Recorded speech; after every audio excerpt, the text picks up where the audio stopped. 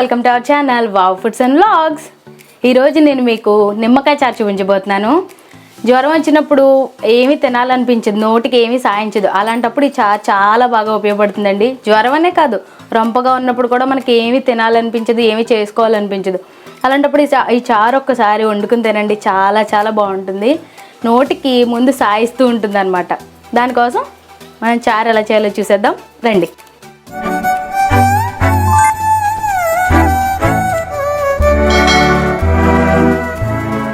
ముందు స్టవ్ వెలిగించుకుని బాండీ పెట్టుకోవాలి. ఇప్పుడు దీంట్లో కొద్దిగా నూనె వేసుకుందాం. ఎక్కువ వేసుకోకండి, ఇది 1 స్పూన్ ఉంటుంది అంతే. ఎక్కువ వేసుకుంటే చారులో పైన తేలిపోతూ ఉంటుంది.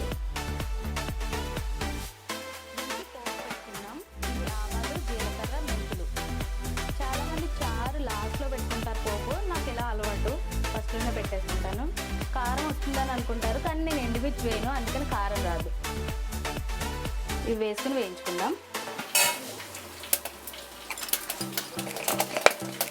అవి అలా చిటపట్లు ఆడుతున్నప్పుడు కొద్దిగా ఇంగువ వేగిపోయింది కదా, ఇప్పుడు దాంట్లో నీళ్లు పోసుకుందాం.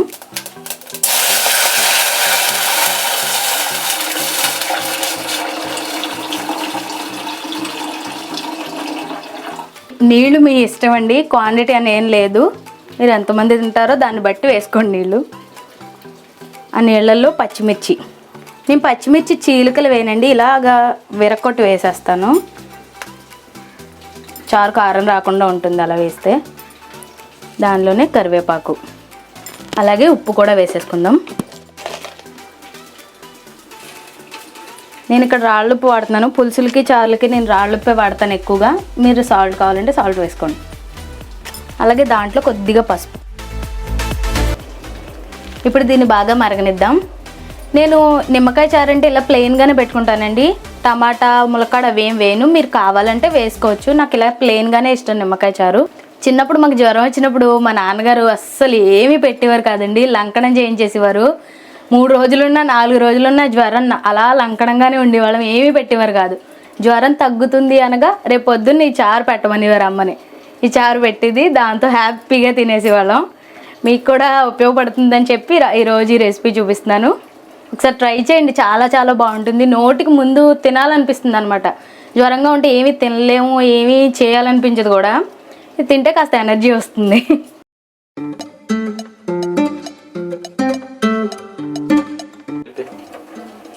మామూలుగా చారులో అయితే మనం ఇక్కడే చింతపండు బెల్లం వేసి మరిగిస్తాం కదా. ఇప్పుడు మనం నిమ్మకాయ వాడుతున్నాం కాబట్టి చింతపండు వేయని అవసరం లేదు. బెల్లం కూడా వేయకూడదండి, బెల్లం పంచదార ఏమీ వేయకూడదండి. ఎందుకంటే మనకి ఆ పులుపు తగలాలి అంటే బెల్లం చింతపండు అది వేయకూడదు.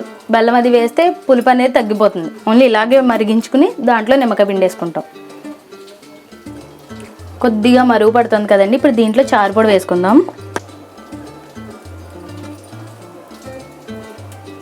చారుపొడి వేసాం కదా, ఇప్పుడు దాన్ని ఒక పొంగు వస్తే సరిపోతుందిలేండి. ఈ చారుపొడి నేను ఇంట్లో తయారు చేసిందండి.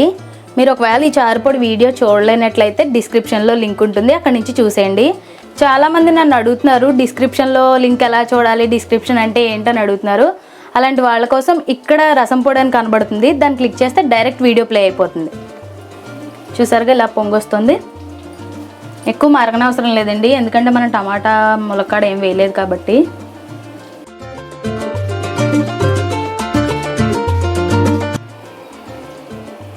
ఇలా మరుగుతుంది కదండి, ఇప్పుడు స్టవ్ ఆఫ్ చేసేసుకుందాం. ఇది బాగా వేడి చల్లారిన తర్వాతే నిమ్మకాయ పిండుకోవాలండి. కొంతమంది స్టవ్ ఆఫ్ చేసి నిమ్మకాయ పిండేసుకుంటారు. అలా చేయడం వల్ల ఏంటంటే కొద్దిగా చిరుచేదు అనేది వస్తుంది, నిమ్మకాయ టేస్ట్ కూడా అంత తెలీదు, నిమ్మకాయ పిండేమా అన్నట్టు ఉంటుంది.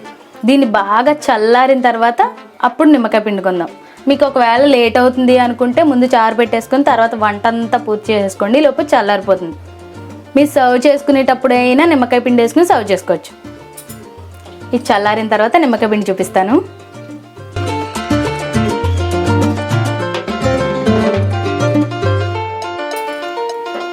చల్లారిపోయిందండి, ఇప్పుడు నిమ్మకాయ పిండి వేసుకుందాం. బాగా చల్లారిపోయింది.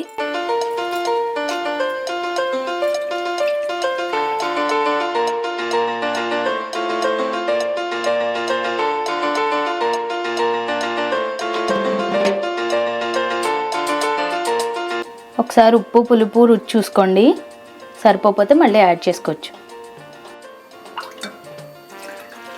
అంతే, రెడీ అయిపోయిందండి నిమ్మకాయ చారు. చాలా చాలా బాగుంటుంది, చాలా సింపుల్ కూడా. ఒకసారి ట్రై చేయండి. ట్రై చేసి ఎలా వచ్చిందో మాకు కామెంట్ చేయండి. మా వీడియో ఫస్ట్ టైం చూస్తున్నట్లయితే ఛానల్ని సబ్స్క్రైబ్ చేసి పక్కనున్న బెల్ ఐకాన్ని ఆల్లో పెట్టేసుకోండి. Thanks for watching. This is Aparna signing off.